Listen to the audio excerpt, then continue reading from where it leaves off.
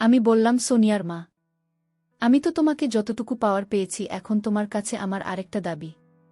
তুমি যদি তোমার মেয়ে সোনিয়াকে আমার সাথে একটিবার সুযোগ দাও, তাহলে আমি যে তোমার কাছে 2 লাখ টাকা পাব, সেই টাকা আর দেওয়া লাগবে না। আমি সব টাকা তোমাকে মাফ করে দিব। তারপর সোনিয়ার মা আছিয়া বেগম বলল, জোহানা ভাই, আপনি এসব কি বলছেন? আপনি আমার সাথে যেমন চাই তা করেন, আপনি আমার কাছে টাকা পাবেন বলেই আমি সুযোগ দিই। কিন্তু তাই বলে আমার মেয়ের সাথে আমার মেয়ের দিকে আপনার কিভাবে নজর পড়ল? ও তো আপনার মেয়ের মতো, তারপরেও হালা কিছুতেই মানছিল না। অবশেষে 2 লাখ টাকা শোধ করতে আমি মা হয়ে আমার মেয়ে সোনিয়াকে একবারের জন্য জোহার কাছে পাঠালাম। তারপর জল আমার মেয়ের সাথে যা করল তা শুনলে বন্ধুরা তোমাদের মাথা গরম হয়ে যাবে। বন্ধুরা, গল্পটি অনেক অনেক ইন্টারেস্টিং। গল্পটি শোনার জন্য তোমাদের সকলের প্রতি আমার বিশেষ অনুরোধ রইল। বন্ধুরা, তোমাদের নিকট আমার ছোট্ট একটি অনুরোধ, তোমরা দয়া করে আমার চ্যানেলটি সাবস্ক্রাইব করে আমাকে সাপোর্ট করবে। হ্যালো বন্ধুরা, আমি রাইফেল জোহাল। আমি একজন গ্রাম্য ডাক্তার। আজকাল যে দিন পড়েছে, জিনিসপত্রের যে দাম, ডাক্তারি করে সংসার চালানো খুব কঠিন হয়ে পড়েছে। তাই ভাবলাম, বহুদিন ধরে ডাক্তারি করছি, এতদিনে আমি যা কামিয়েছে তার কিছু টাকা আমি সঞ্চয় হিসেবে রেখে দিয়েছিলাম। এখন ভাবলাম, যদি ওই সমস্ত টাকা আমি গ্রামের বিধবা মহিলা অথবা বেকার মানুষদের মধ্যে সুদের লেনদেন, তাহলে তারাও চলতে পারবে, আর এদিকে আমিও মোটামুটি স্বাবলম্বী হতে পারব। এই সব চিন্তা করে আমি গ্রামের বিধবা মহিলাদেরকে টার্গেট করে লেনদেন শুরু করি। আমি গ্রামে বাস করতাম, যেহেতু আমার পেশা 2টা, একটা হচ্ছে ডাক্তারি, আর একটা হলো সুদের টাকা লেনদেন বা ডাক্তারির পাশাপাশি আমি সুদের ব্যবসাও করি। গ্রামে অনেক লোক আর বিধবা মহিলাদের কাছে শুধু টাকালেন দেই। এভাবে প্রায় 20 লাখ টাকার মতো আমি গ্রামের মানুষের মধ্যে লোন দিলাম। ডাক্তারির পাশাপাশি আমার সুদের ব্যবসাটা খুব ভালোই চলছিল। কিন্তু বছরখানেক যেতেই আমার কপালে জুটল এক পিছলা মহিলা, মানে পিছলা ক্লায়েন্ট। ঋণ নেওয়ার সময় আমার কাছ থেকে কাকুতিমিনতি করে ঋণ নিয়েছিল। বাদ দেওয়ার সময় কত কাহিনী। মহিলাটির স্বামী মারা গেছে অনেক আগেই। শুনেছি তার মেয়ের যখন বয়স 6 বছর, তখনই ওই মহিলার স্বামী মারা যায়। তারপর ওই সন্তানের কথা চিন্তা করে আর বিয়ে শাদী বসে নাই। এখন তার মেয়ের বয়স 15 থেকে 16।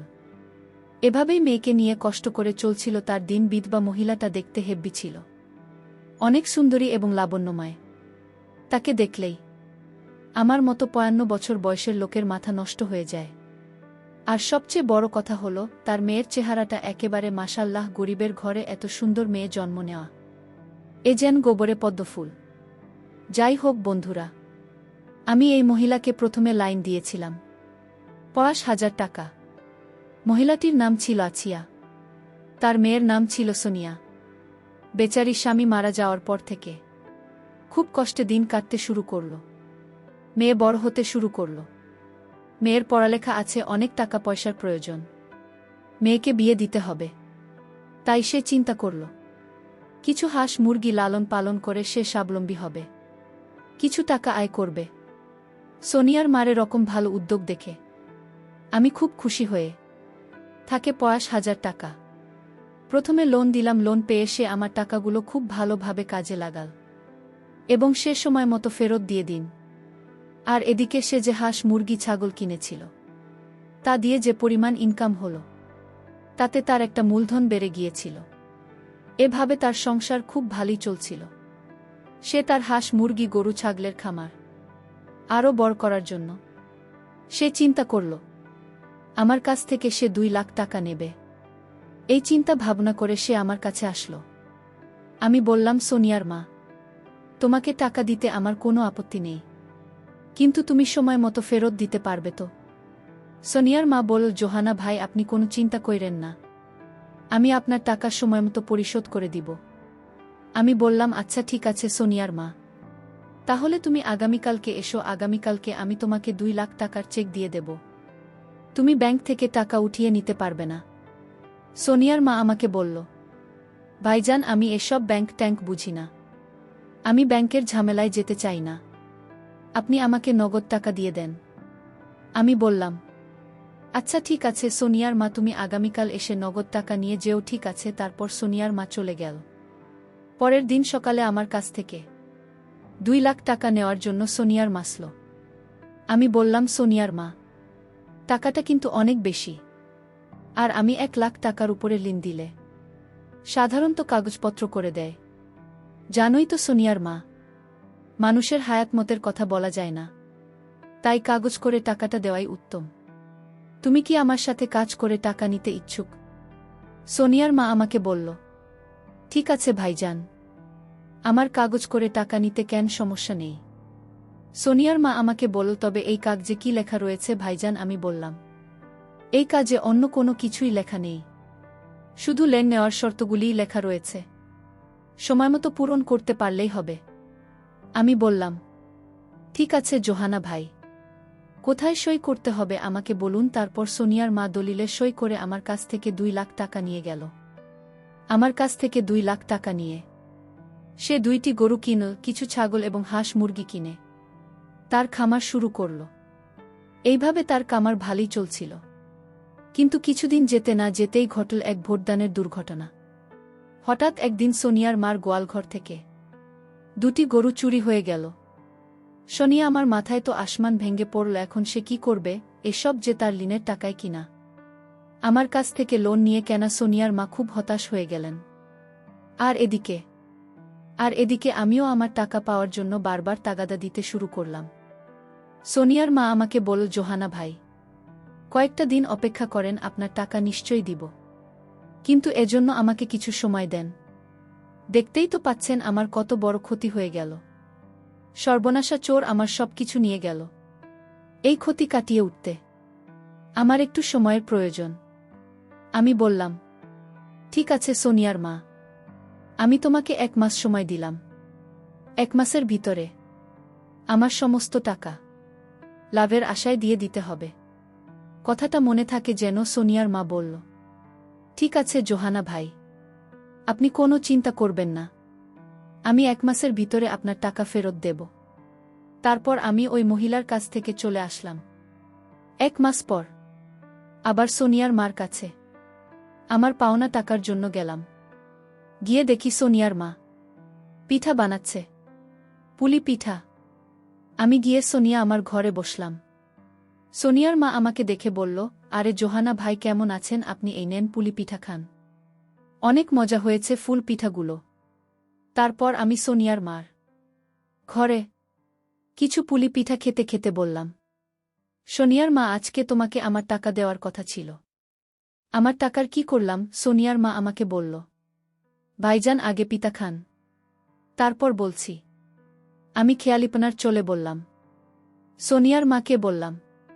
সোনিয়ার মা পিঠা খাইয়ে কি আমার টাকা শোধ করে দেবে নাকি? সোনিয়ার মা আমাকে বলল, আরে ভাইজান, আপনি কোনো চিন্তা করবেন না, আগে পিঠা খান, তারপর আমি বলছি।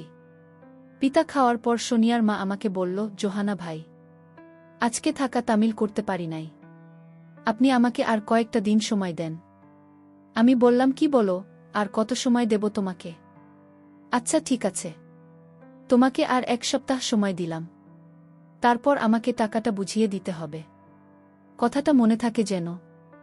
সোনিয়ার মা বলল, আচ্ছা ঠিক আছে জোহানা ভাই, আপনি 1 সপ্তাহ পরে আইসেন।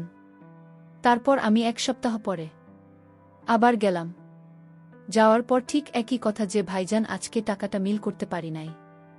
তারপর আমি বললাম, সোনিয়ার মা, আপনি আমার সাথে কি শুরু করছেন?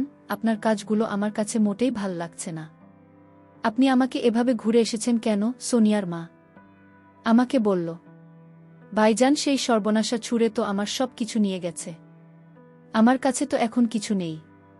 এখন আমি কিভাবে আপনার টাকা শোধ করব? আপনি চাইলে অন্যভাবে আমার টাকা শোধ করতে পারেন। আমি বললাম, কি বলতে চাচ্ছেন আপনি? তখন সোনিয়ার মা বলল, এই যে আপনি আমার দিকে ভালো করে চেয়ে দেখুন, আমি আপনার জন্য আজকে খুব ভালো করে শিখেছি, চাইলে আপনি আমাকে আপনার মতো করে পেতে পারেন। জোহানা ভাই, আমার কাছে দেওয়ার মতো কিছুই নেই, তাই আমার নিজেকে আপনাকে সঁপে দিলাম। সোনিয়ার মার মুখ থেকে এরকম ধরনের কথা শুনে আমার মাথার ভিতর শয়তানি বুদ্ধি কাজ করতে শুরু করল। ভাবলাম, সুদের টাকা হয়তো না পেলে না পাবো, কিন্তু শুধু সুদের টাকার বিনিময়ে। আমি সোনিয়ার মার সাথে একটু আনন্দ করতে পারলে ক্ষতি কি, জীবনে অনেক টাকা কামাই করেছি। শনি আমার মত এরকম একটা সুন্দরী মহিলা আমার কাছে স্বেচ্ছায় ধরা দিয়েছে। মনে ভাবলাম, জোহানা, এটা তোর কাছে সুবর্ণ সুযোগ। এই সুযোগ কাজে লাগা। আমি সোনিয়ার মার্চ থেকে এরকম প্রস্তাব পেয়ে মনে মনে খুব খুশি হলাম। তারপর আমি বললাম, সোনিয়ার মা, আমি তোমার প্রস্তাবে রাজি। তারপর সোনিয়ার মা আমাকে বলল, যদি তুমি আমার প্রস্তাবে রাজি থাকো তাহলে আজকে রাতে আমাদের এখানে চলে আসবে।